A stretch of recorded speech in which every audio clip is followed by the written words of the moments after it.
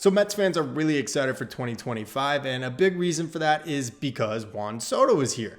And one of the big reasons Soto is here is because of Steve Cohen's checkbook, giving him nearly $1 billion to join the orange and blue. But if you go back 4 years ago, one of Cohen's very first investments in this team was trading for and signing Francisco Lindor to his contract extension. And after 3 straight seasons of really impressive play from Lindor, the question begs, should the team name him the 5th captain in franchise history? We're going to talk about it here today. So Lindor's first season with the Mets didn't exactly get off on the right foot. He was putting up less numbers than what we had seen him do in Cleveland. There was the rat raccoon issue with Jeff McNeil.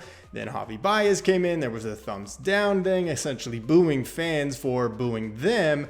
And Mets fans were not too eager to cheer on Mr. Smile right away. It seems like maybe Lindor just didn't understand the magnitude of what it meant to play in New York, especially coming from Cleveland, where, let's be honest, the fans are just not the same as we are here. And he totally rounded that corner after 2021. Lindor has carried this team for 3 consecutive seasons, but he may have outdid himself in 2024 with an MVP-worthy campaign, including some of his signature moments as a member of the Mets. That home run against Atlanta in Game 161, and then the eventual game-winning grand slam in the Game 4 NLDS clincher against the Phillies. So the Mets have had 4 other captains in their team's history, the first 2 coming with Keith Hernandez, and then eventually co-captain Gary Carter, and then most recently was David Wright. But in between that, in the early 2000s, it was closer John Franco, who totally has endorsed Francisco Lindor as the team's captain.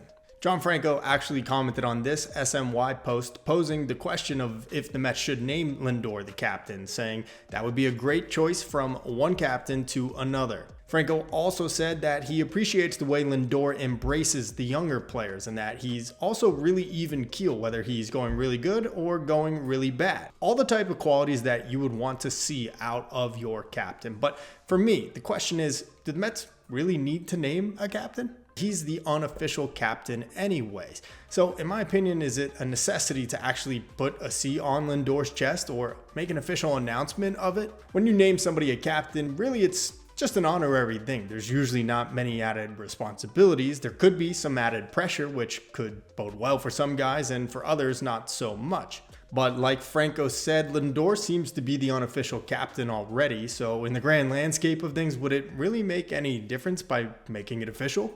We also heard from manager Carlos Mendoza, who said that he's been thinking about it himself. In fact, he said that he's spoken to David Stearns about it. He said he has not spoken with Steve Cohen about it, and he's not sure whether Stearns and Cohen have had discussions about naming Lindor the captain. But more importantly, Mendoza went on to say, kind of like Franco, that Lindor already does everything a captain needs to do, and that's lead by example, go out and play hard, and be a good role model on and off the field. So for me personally, I'm a little torn on this because for years I would have loved to have seen Brandon Nimmo be named the captain. Nimmo came up with this organization. He was drafted in 2009, spent the entire 16 years of his professional career with the Mets. He's been through the ups and the downs, mostly the downs, and of course the way he hustles even on walks to first base, you gotta love it. There doesn't seem to be any lack of leadership or accountability in this clubhouse. Last year, the vibes were immaculate, and for the most part, a lot of this group will be returning in 2025. If anything, I think naming someone a captain could do more harm than it could good.